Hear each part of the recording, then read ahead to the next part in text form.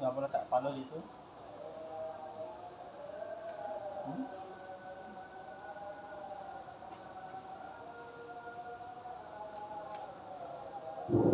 Ke belakang, Bayu. Bayu ke belakang. Oke.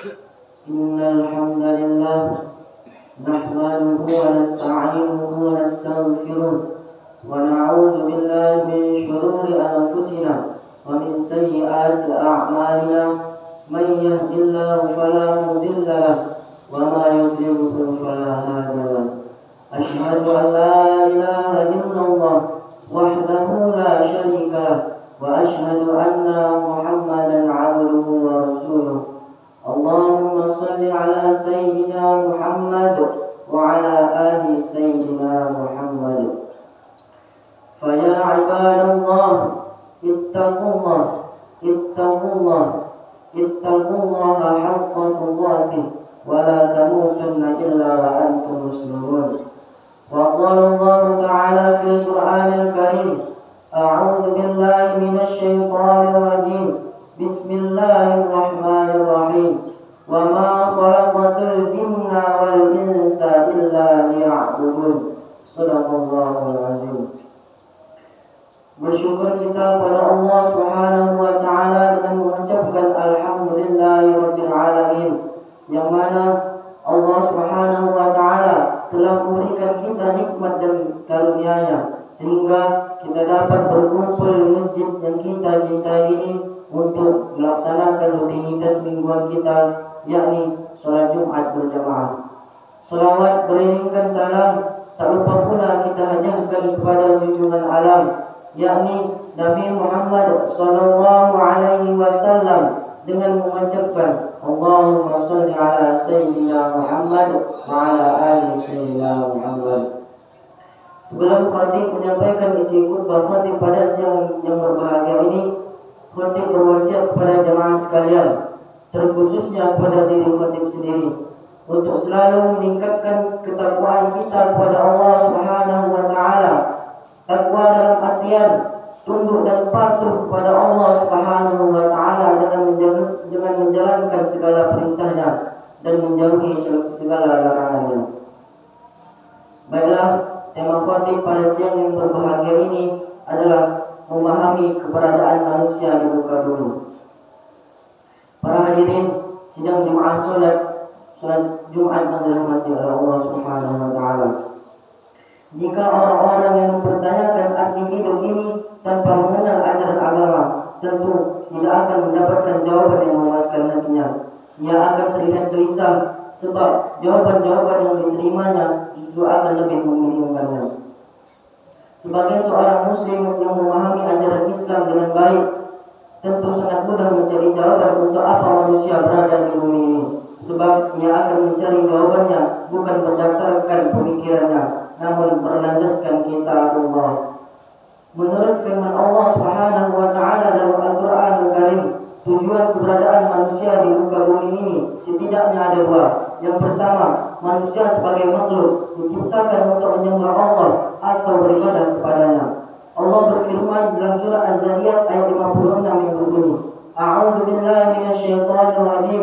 Bismillahirrahmanirrahim. Wa ma khalaqtul jinna wal insa illa liya'budun. Yang artinya, dan aku tidak menciptakan jin dan manusia melainkan agar mereka beribadah kepadaku.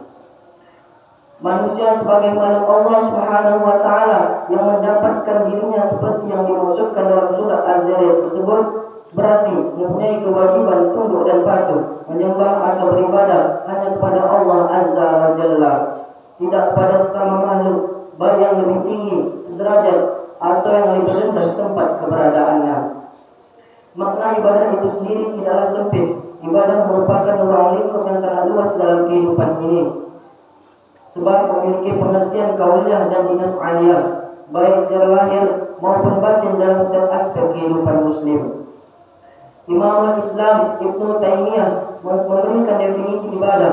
Ibadah adalah suatu nama yang menyuruh dan mencakup setiap yang dicintai dan diridhoi oleh Allah Subhanahu wa taala, baik yang lahir dari ucapan maupun dari perbuatan, baik yang zahir maupun yang batin ataupun yang tersembunyi. Jadi ibadah itu merupakan sebuah konsep yang menyeluruh untuk mengatur bagaimana seharusnya kehidupan ini dilaksanakan, seperti bagaimana merencanakannya, mengorganisasikannya, mengarahkan dan mengatasi setiap denyut aktivitas kehidupan agar sesuai dengan tuntunan Allah Subhanahu wa taala. Sejak manusia itu mengenal Allah hingga ia mati. Para hadirin sidang jemaah salat Jumat yang dirahmati oleh Allah Subhanahu wa taala. Allah Subhanahu wa taala mewajibkan hamba-hambanya agar beribadah bukan dimaksudkan untuk kepentingannya. Allah tidak memerlukan apa-apa dari manusia. Allah Maha Kaya. Allah memiliki tunggal seluruh jagat raya beserta isinya. Bahkan manusia pun menjadi milik Allah Subhanahu wa taala. Adapun Allah Subhanahu wa taala mewajibkan manusia agar beribadah kepadanya adalah untuk kepentingan manusia itu sendiri. Dengan beribadah, manusia akan mendapatkan banyak hikmah, misalnya kebahagiaan, ketentraman, kesejukan hati dan sebagainya. Juga dengan adanya ibadah, manusia tidak akan kehilangan arah dengan mengarungi bahtera kehidupan ini. Sebab manusia yang selalu beribadah senantiasa mengadakan kontak atau komunikasi setiap saat kepada Allah Subhanahu wa taala. Adapun tujuan kedua keberadaan manusia di muka bumi ini adalah sebagai khalifah, sebagaimana firman Allah Subhanahu wa taala dalam surat Al-Baqarah ayat 30 yang berbunyi, A'udzu billahi minasyaitonir rajim. Bismillahirrahmanirrahim. Wa idh qala rabbuka lil malaikati inni ja'ilun fil ardi khalifah. Ingatlah ketika Tuhan berfirman kepada malaikat, sesungguhnya aku hendak menjadikan seorang khalifah di muka bumi. Para hadirin sidang jemaah salat Jumat yang dirahmati oleh Allah Subhanahu wa taala. Pengertian khalifah berdasarkan bahasa adalah pengganti. Akan tetapi berdasarkan makna istilah adalah memegang amanah untuk mengatur dunia ini, adalah merencanakan, mengorganisasikan, mengarahkan dan mengawasi, termasuk mengelola dan memanfaatkannya, memakmurkan dan membuat aturan-aturan khusus yang sesuai dengan syariat dalam tingkat operasional. Dunia ini perlu diatur karena di sana hidup miliaran manusia dengan segala sifat dan karakternya. Ada yang baik, ada yang jahat, ada yang sifatnya merusak dan ada juga yang memelihara. Ada juga yang berkhianat dan sebaliknya, ada juga yang bersifat amanah. Di samping itu, patut diingat yang hidup di dunia ini bukan saja manusia, tetapi juga hewan dan tumbuh-tumbuhan yang tidak terhitung jumlah spesies dan karakternya.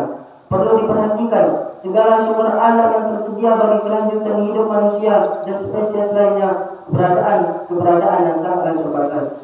Para hadirin sidang jemaah salat Jumat yang dirahmati oleh Allah Subhanahu wa taala.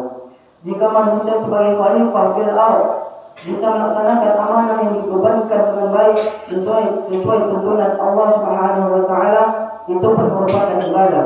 Jadi sebenarnya antara manusia sebagai khalifah fil ardh dengan mama khalaqatul jinna wal insa illa liya'budun mempunyai kaitan atau hubungan yang tidak dapat dipisahkan. Bedanya hanya manusia sebagai khalifah di muka bumi. Manusia mendapat otoritas dari Allah Subhanahu wa taala untuk mengembangkan akal atau daya pikirnya dan kreasinya, asalkan tidak keluar dari garis-garis yang ditentukan syariat. Sedangkan di dalam ibadah yang meliputi syahadah, salat, puasa dan zakat, haji, manusia tidak mendapatkan otoritas apa-apa. Semuanya sudah ditentukan langsung dari Allah Subhanahu wa taala lewat Rasulnya. Seluruh tindakan manusia, baik yang selaku khalifah di muka bumi ini atau sebagai wa ma khalaqatul jinna wal insa illa liya'budun, tetap saja acuan dan tuntunan yang harus bersandar kepada kitabullah dan sunnah Rasulullah sallallahu alaihi wasallam. Sebab bila tindakan manusia keluar dari garis ini, seluruh penghuni dunia ini akan menderita. Bukan hanya manusia, tetapi hewan, tumbuhan, bahkan alam sendiri akan rusak. Dengan demikian manusia bukan hanya memproduksi dosa, tapi telah menganiaya dirinya sendiri bersama-sama makhluk lainnya. Sehingga ketika ia mati akan mendapat kebinasaan yang sangat dahsyat. Ia akan terkena siksa neraka. Ingatlah apa-apa yang telah dilakukan manusia semasa hidupnya, di yaumul akhir kelak akan dimintai pertanggungjawabannya oleh Allah Subhanahu wa taala. Sebagaimana firman Allah Subhanahu wa taala dalam surah Al-Isra ayat 36, "Wala taqfu ma laysa laka bihi 'ilmun inna sam'a wal absara wal fu'ada kullu ulaika kana 'anhu mas'ula." Dan janganlah kamu mengikuti apa yang kamu tidak mempunyai pengetahuan tentangnya. Sesungguhnya pendengaran, penglihatan, dan hati semuanya akan dimintai pertanggungjawabannya. Barakallahu li wa lakum fil Qur'anil 'azim wa nafa'ani wa iyyakum bima fihi min al-ayati wa dhikril hakim wa taqabbal minna wa minkum tilawatahu innahu huwal ghafurur rahim.